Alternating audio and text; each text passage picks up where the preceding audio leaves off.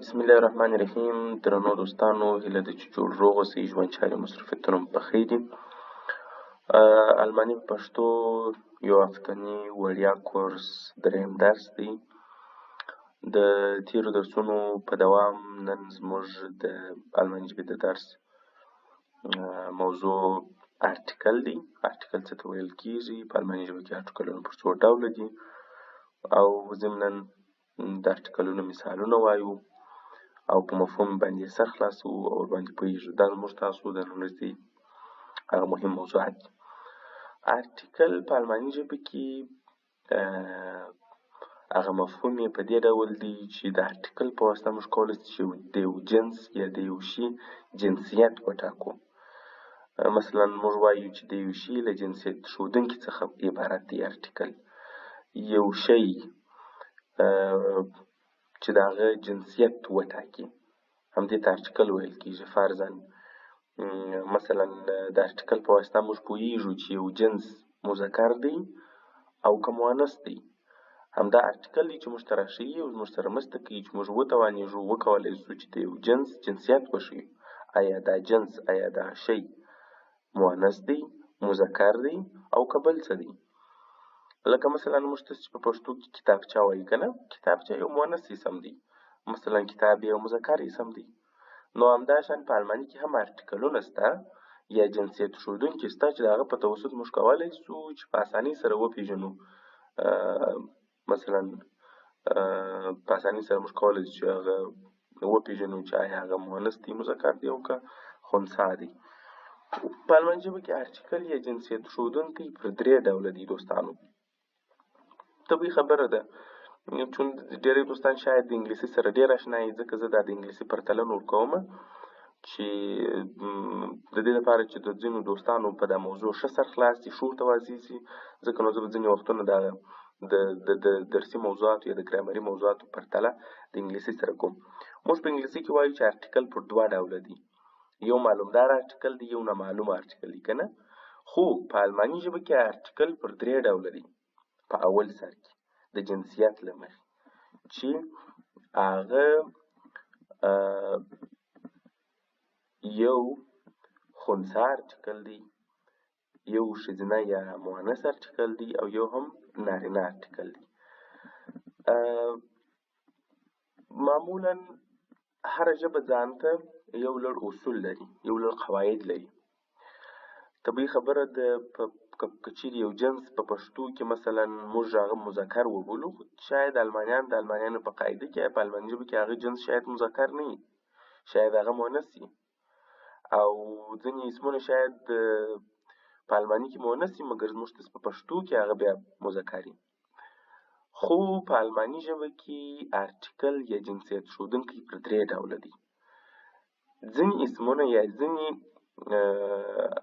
اجناس، ځینې شیونه هغه چې نارینه وي همیشه ارټیکل دیر وي، یعنې دیر چې دی هغه همیشه د نارینه اسمونو لپاره ارټیکل دی. صحیح؟ ښځینه اسمونو لپاره ارټیکل دی دی. هغه اسمونه چې ښځینه وي مؤنث وي د هغو ارټیکل به همیشه دی وي. صحیح؟ او هغه اسمونه چې خنثی وي هغه به ارټیکل به یې دس وي. په الماني ژبه کې یو بل شی هم شته، مثلا یو نارینه اسمونه دي، یو ښځینه اسمونه دي، خو یو بل دریم ډول هم په الماني ژبه کې اضافه شوی دی چې هغه ته بیا دوی خنثی اسمونه وایي، چې هغه نه په نارینه کې دوی حساب وي او نه هم په ښځینه کې حساب وي. البته موږ په پښتو کې به شاید هغه یا په نارینه یا په ښځینه کې حساب کړل شي، اما المانیان هغه نه په نارینه کې حساب وي نه په ښځینه کې حساب وي. د هغوی لپاره دوی دس ارټیکل کاروي. صحیح؟ نو دا د الماني ژبې ارټیکلونه دي چې موږ پر درو برخو وویشله: دیر، دی، دس. دا نارینه، ښځینه او خنثی ارټیکلونه شول، یعنې د نارینه اسمونو لپاره، د ښځینه اسمونو لپاره او هم د خنثی اسمونو لپاره موږ دغه ارټیکلونه کاروو. په الماني ژبه کې هر اسم ارټیکل لري چې یا به ښځینه اسم وي یا به نارینه او یا به هم خنثی اسم وي. لکه په لاندې مثالونو کې راځو مثالونه یې ګورو. اولا زه ځینې نارینه اسمونه وینو او د هغوی ارټیکلونه لولو. مثلا کافر، کافر بکس ته ویل کېږي. د کافر ارټیکل ډیر دی، یعنی دا یو نارینه اسم دی، سی دی یو مذکر اسم دی. ولې مذکر اسم دی؟ ځکه ارټیکل یې ډیر دی. ډیر کافر یعنی بکس، صحیح، لکه موږ په انګلیسي کې وایي د باکس، د باکس، صحیح. ډیر فاتر یعنی پلار، د پلار یا د فاتر ارټیکل ډیر دی، لکه موږ تاسو چې په انګلیسي کې وایي د فادر، صحیح، دغه د په الماني کې په ډیر بدل شوی دی، یعنی هغه نارینه اسم چې فادر دی ارټیکل یې ډیر شو. ټیش میز ته ویل کېږي، ډیر ټیش، د ټیبل، صحیح، میز. سټوډنټ زده کوونکی ارټیکل یې ډیر دی، ډیر سټوډنټ. من سړی ارټیکل یې ډیر دی، ډیر من. ټپیش غالۍ ارټیکل یې ډیر دی، ډیر ټپیش، ټپیش. شاید ځینو کسانو ته دا سوال پیدا سي چې غالۍ خو نو ښځینه اسم دی، یعنې مؤنث اسم دی، نو ولې موږ مؤنث اسم ته ډیر کاروو؟ ما مخکې تاسو ته یادونه وکړه درنو دوستانو، ما وویل چې شاید ځینې اسمونه په پښتو کې مؤنث وي، اما المانیان هغه خپل ځان لپاره دوی ځان ته جلا قواعد لري او د دوی لپاره جنسیت ښودونکي له شک پرته چې دا مختلفې ژبې دي او مختلف جنسیتونه به د هغو ژبو په اصطلاح ادبپوهانو او د هغو ژبو په اصطلاح چې ډېره کار ورته کړي هغو کسانو به له شک پرته هغه ارټیکلونه ورته ټاکلي، جنسیت ښودونکي به یې ورته ټاکلي او طبیعي خبره ده چې دا د ژبو تر مابین ذاتمن څه نا څه فرقونه شته. نو ډېر ټیپیش یعنې غالۍ، یعنې غالۍ په الماني ژبه کې یو مذکر اسم دی، صحیح، په لنډه توګه که ووایم. راځو ځینې ښځینه اسمونه وایو چې هغه مؤنث اسمونه دي، لکه تاشه، تاشه یعنې بسته، دی تاشه، صحیح، لکه په انګلیسي کې چې موږ وایو د بیگ، دی تاشه. ښځه دی فراو ارټیکل یې دی دی، یعنې ښځینه اسم دی، مؤنث اسم دی. څراغ دی لامپه، ګورئ څراغ که څوم په پښتو کې دا یو مذکر نوم دی، ولې په الماني کې بیا دا یو مؤنث نوم دی، دی لامپه. د لمپ چې په انګلیسي کې ورته وایي.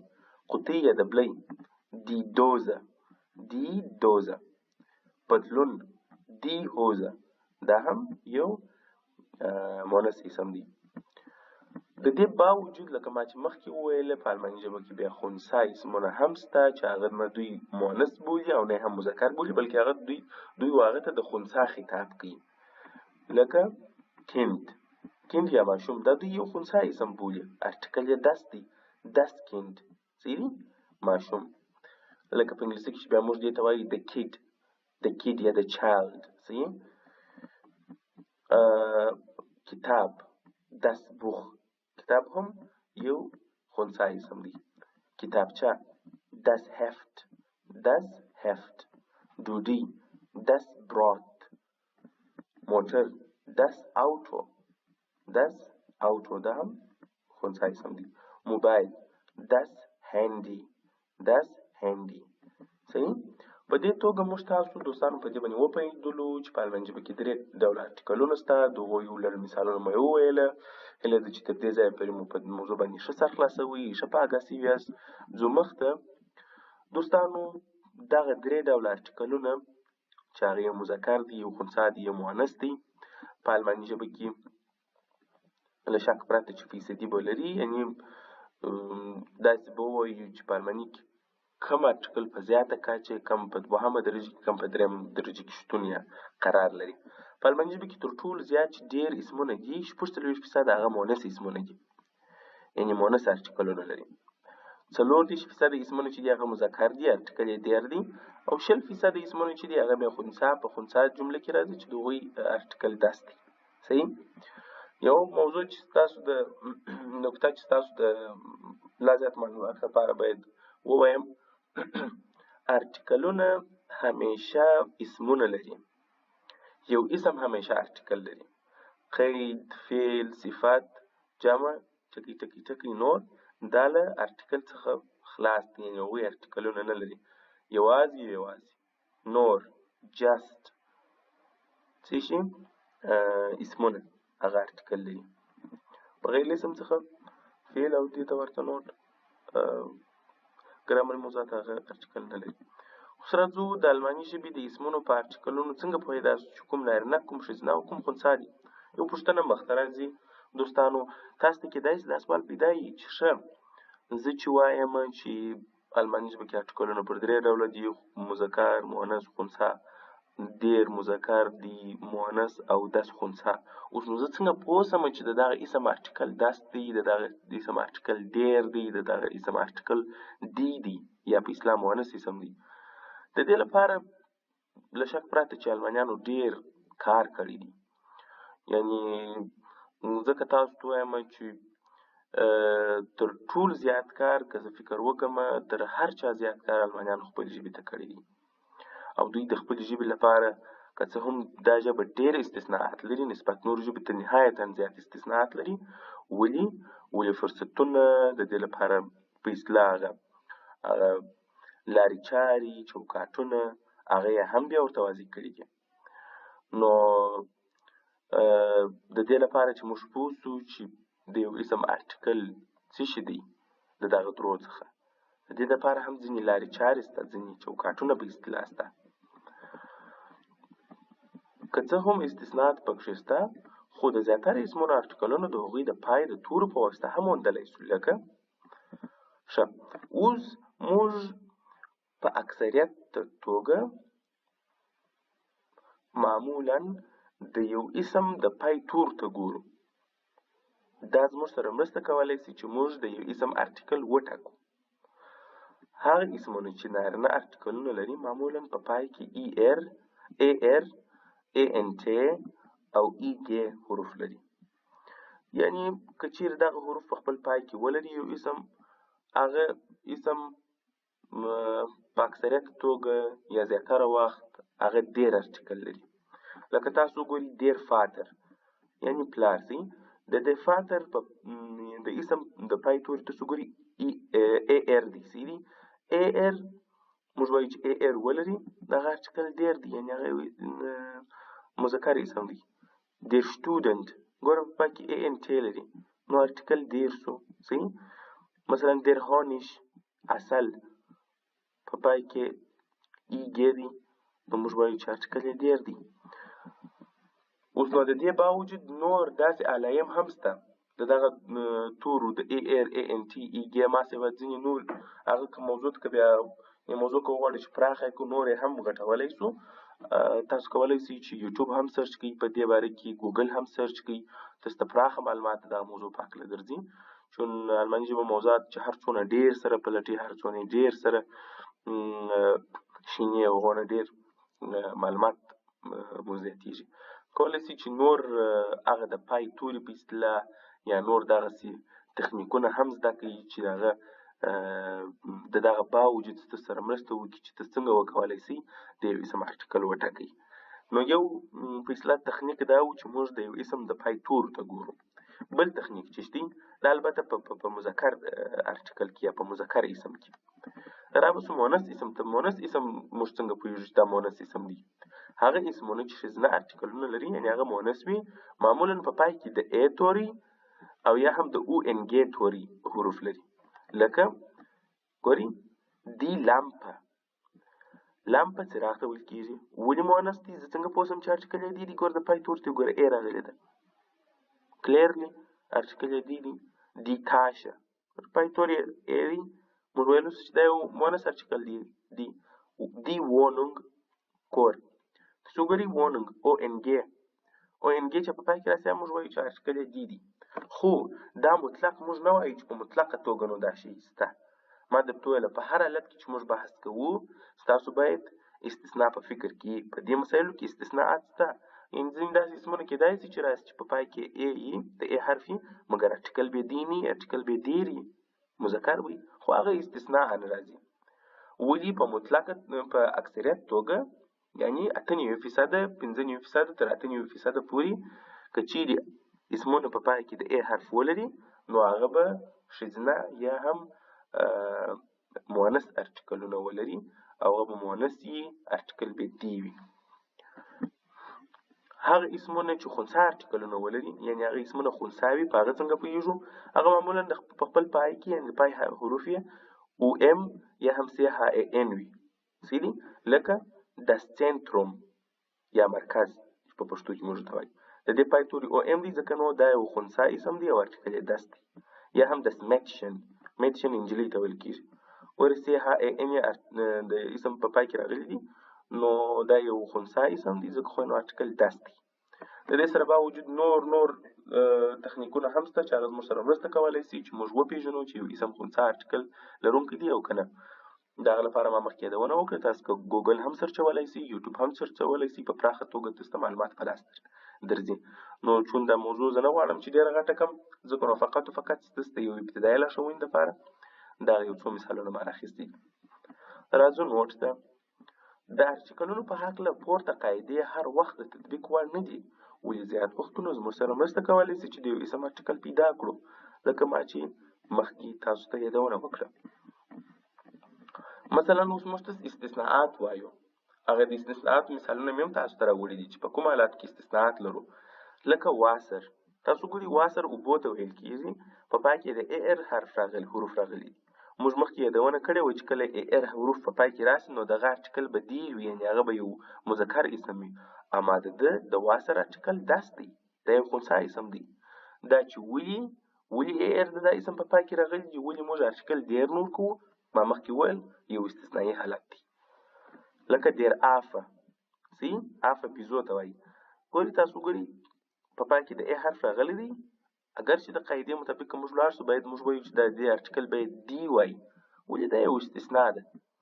لکه ګیمیوزه مثلا، ګیمیوزه سبزیجات، په پای کې د ا حرف راغلی دی، ارټیکل یې دس دی، موږ باید وایو چې دا خو باید دی ارټیکل، مګر دا یو استثنایي حالت دی، یو استثنایي قضیه ده، ډېر کم پیښیږي داسې. ولې په مطلق البته مطلقه باید ونه وایم، ولې په اکثریت توګه چې موږ د یو اسم ارټیکل څنګه باید تشخیص کړو، هغه دپاره مخکې هغه درې بولټ پوینټونه چې تشخیص ول د هغه مطابق مخته تللی شي. راځو دوستانو تمرین ته. موږ داسې یو څو اسمونه وایو د هغوی ارټیکلونه. لیرر استاد، ارټیکل یې دیر دی، دیر لیرر. یاکه جانکټ، دی یاکه. مثلا دی څایتونګ، او ان ګ په پای کې راغلی ده ځکه خو موږ وایو چې ارټیکل یې دی دی. څایتونګ مجله شي، اخبار شي. دیر کیوګل شرایبر، ای ار راغلی دی ځکه خو ارټیکل دیر دی. دی روشنونګ، ریشنونګ په پای کې او ان ګ ارټیکل دی، یعنې مؤنث اسم دی. دی کلایدونګ، ګوره او ان ګ په پای کې راغلی ده ځکه خو موږ وایو چې ارټیکل یې دی دی. دس البوم، او ام چې موږ ول په پای کې راسته یو اسم هغه ارټیکل دس وي. صحیح. دیر شپیلر، ارټیکل یې دیر دی. دیر کلنر، دیر برودر. دس کیند، دی ایرستین، ډاکټره، یو مؤنث اسم دی. دس داتوم، تاریخ. دی روزه، دس ویتر، دس کمپیوتر. دیر پیلوت، دیر پیلوتین، دی پیلوتین. دیر پیلوت یعنی پیلوت، ګوره مذکر اسم دی. صحیح. اما دی پیلوتین دا بیا یو مؤنث اسم دی، پیلوته. په الماني ژبه کې مثلا کلنر د هوټل ویټر ته ویل کېږي. مثلا دغه پسې راځه فرضاً اربایتر کارکوونکی، شپیلر لوبغاړي، پیلوټ، آرست، لیرر استاد، آرست ډاکټر. صحیح. اوس که دا اسمونه تاسو غواړئ چې مؤنث ته واړوئ، په علمي ژبه کې فقط ای ان یې په پای کې ور اضافه کړئ، ای ان. د ای ان په واسطه موږ کولی شو چې یو اسم مؤنث ته واړوو. اوس ګوره دیر پیلوټ، پیلوټ ته وایي، اما دی پیلوټین بیا پیلوټه، یعنې مؤنث اسم شو. دا موضوع به شاید په راتلونکو درسونو کې ښه په تفصیل سره وایو چې څنګه موږ کولی شو مذکر اسم په مؤنث واړوو. خو دلته مې فقط ستاسو د معلومات لپاره یو لنډه اشاره ورته وکړه. Das Fahrrad، بایسکل، دی فلاشه. صحیح. کټه، د کټ ارټیکل به څه شي ستاسو په فکر؟ د ا حرف په پای کې راغلی دی هغه، نو موږ ویلی چې د ا حرف په پای کې راشي ارټیکل یې څه شي؟ ارټیکل یې دی وي، ارټیکل یې دی وي. څایتونګ، ستاسو په فکر ارټیکل به څه شي؟ یعنې دا به کوم اسم وي؟ زه خو وایم چې دا بالکل یو ښځینه اسم دی، ځکه چې موږ ویلي وو چې او ان ګې په پای کې راسي، هغه همیشه نه، البته اکثره وختونه ارټیکل دی وي. دی Zeitung، کیوګل شرایبر، ریشنونګ، کلایډونګ، او په دې سره نور هم په زرهاوو او په سلهاوو اسمونه شته چې ښځینه، مذکر او خنثی حالت لري.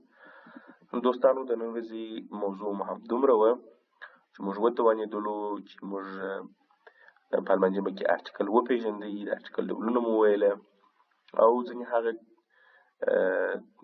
لارې چارې یا ټریکونه مو زده کړه چې موږ وکولی شو، څنګه وکولی شو چې موږ د یو اسم ارټیکل وپېژنو. د نن ورځې درس پر همدې ځای پای ته رسوو. تر بیا ښې چارې.